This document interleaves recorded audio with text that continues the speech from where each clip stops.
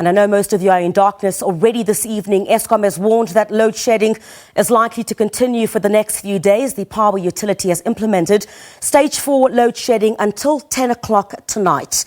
It says that although they've restored some generating units, unplanned breakdowns and increased demand due to the cold weather has forced them to move from stage 2 to stage 4. Spokesperson Sikonati Mantshantsha says that load shedding will persist throughout the weekend as Eskom teams work around the clock to return as many of these generation units to service as possible. He says this load shedding is necessary in order to conserve and replenish emergency reserves.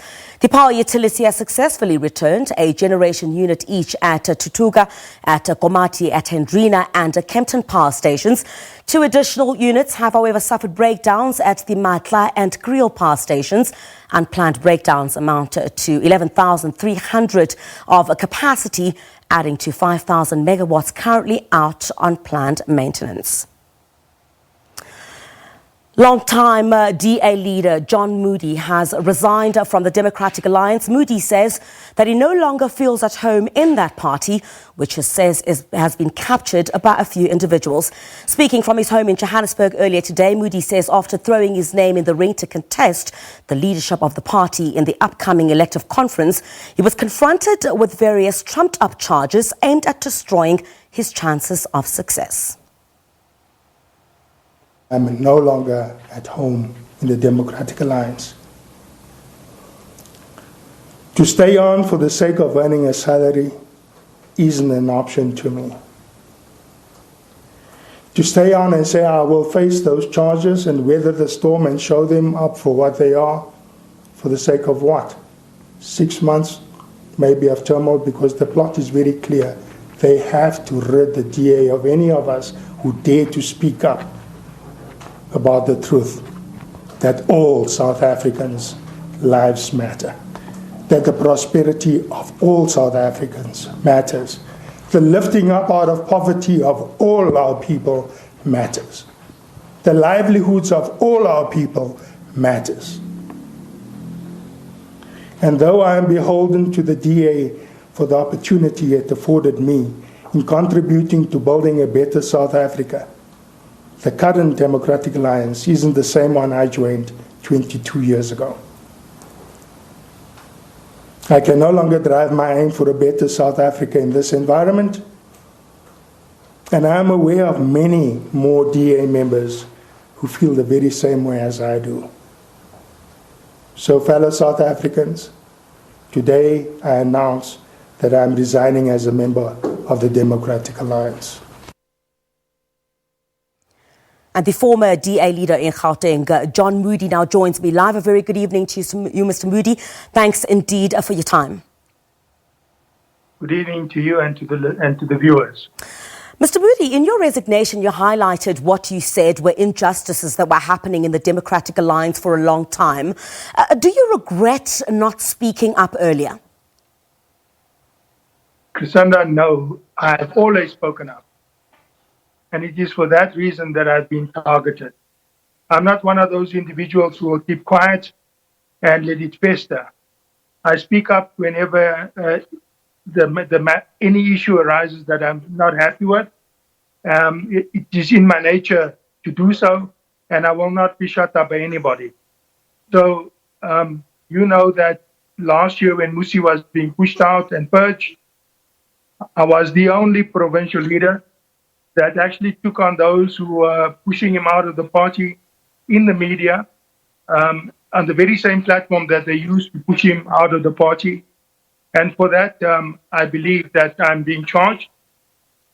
I do know that I had received a letter from our Federal Legal Commission to choose a date, but I have never ever received a charge sheet.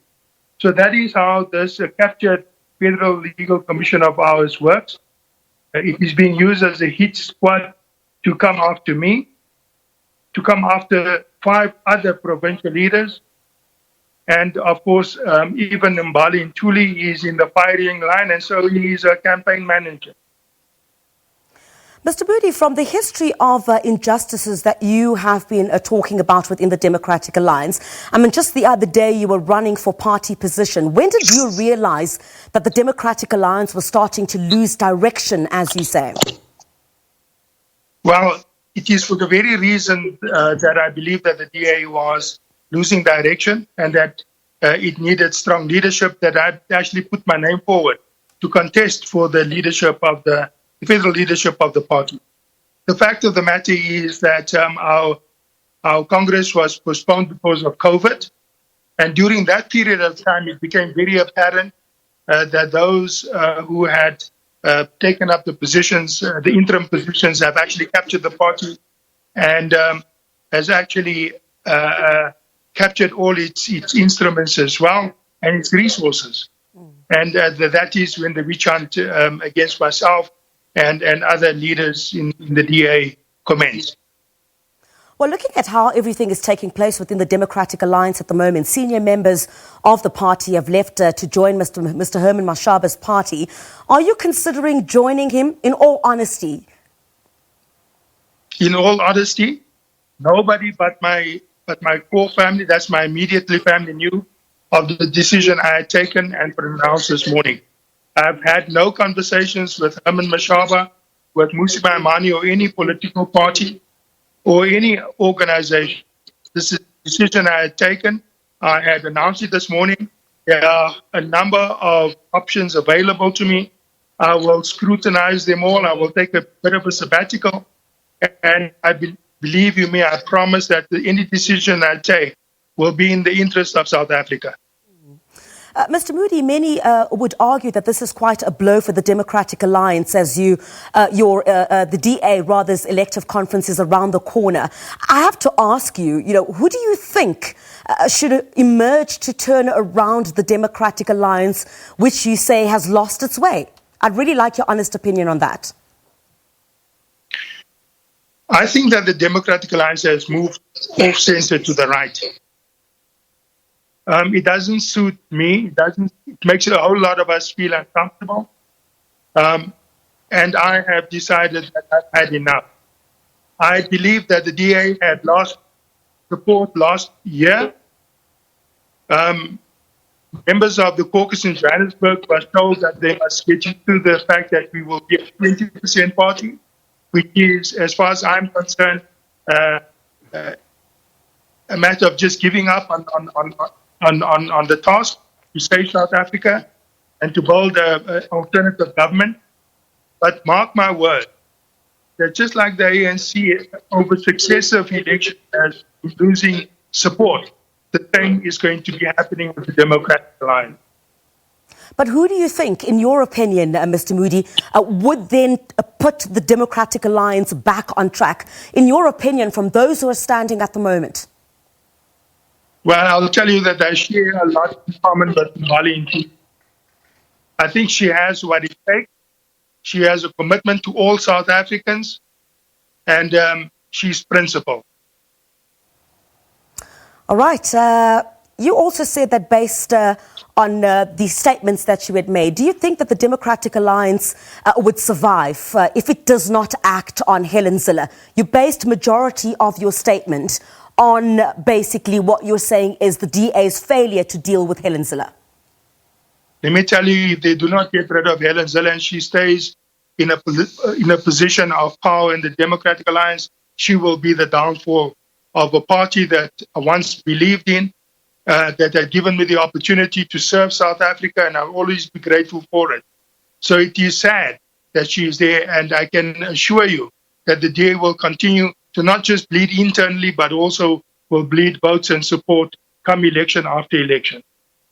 Mr. John Moodey, thank you very much indeed for your time. John Moodey resigning today as a member and a Gauteng leader of the Democratic Alliance. Thanks indeed for your time. Let's unpack this now with the political analyst, Professor Lesiba Tifo. Very good evening to you, Prof. Thanks indeed for your time. So he's not the first senior leader of the DA to go. Does this throw the Democratic Alliance into turmoil?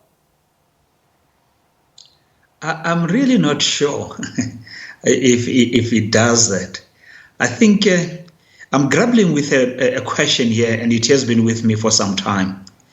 Do we want to believe that the financiers the sponsors of the DA, when they brought Helen Zille back into this influential position, didn't foresee this possibility?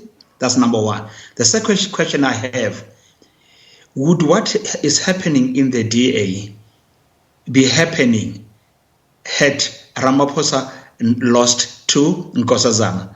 Something tells me she was brought in to rein in those members of the Black Caucus or the black leaders in the DA who thought that the DA was a government in waiting. And indeed, at one stage it was. But I think after Nasrec, the financiers, the sponsors, had a different thought. And that's why they are where they are. And I want to stick to that point, Professor. Mr. Moodey had mentioned in his resignation, that Helen Zille, the Federal Council chairperson, has caused irreparable damage to the party, he says, where he insinuates she is a law unto herself. Do you think that the DA continues or is sacrificing other members of the party to protect her? There is a bigger game at play here. It's much more than the individuals. I think the financial interest, the economy, is what matters most. I suspect had Nkosazana, or Dr. Nkosazana Dlamini Zuma won, probably all those who left would still be there. They would not have been made uncomfortable and their tenure untenable as it is the case right now. I hope I'm wrong, and I must concede. The blue wave in the main became a formidable force, a potential alternative government under Helen Zille. But her return was like a tsunami, and I don't see it surviving. And I don't think they really want it to survive. They just want it to be there as long as the interests of those who matter most financially, economically, are taken care of. And I mean, what impact do you think this will have on the DA's elective conference, which is just around the corner? Because Mr. Moodey says there are many others in the DA who feel the way he does. Those who matter most in the DA, I don't think they care. I don't think they care. I think they made peace with the idea that in the next 10 years, it might suffer some body blows, but the economic interest will be taken care of. And to that extent, the spiral will continue. It might be arrested, but I doubt it will ever be arrested. But in the interim, I see the Freedom Front Plus drawing as much as it can out of them. I see Herman Mashaba drawing as much as he can out of them. And whether they care or not, as long as the economy, especially the financiers, the sponsors' interests are taken care of, it does not matter. And that feeds into my next question. We saw the Freedom Front Plus in the last election feeding off some of these challenges within the Democratic Alliance. Now you've got Mr. Herman Mashaba's party. You've already spoken about what you say is the Democratic Alliance's comfort with feeding a certain section of its voter base.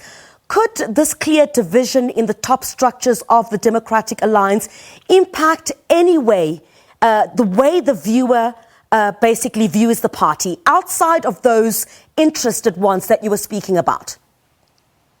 Yes, that's the point I'm making. They made peace with the possibility of losing a sizable chunk, especially from the black electorate. They made peace with that idea. And with that in mind, they still found it comfortable to invite Helen Zille, in my view, to rein in those who thought that the DA is a government in waiting. It was once upon a time. But after Nasrec, I think there was a seismic change that warranted that some of the leaders of the DA should be sacrificed. Political analyst Professor Leseba Tifo, thank you very much indeed for your time this evening. Let's move on.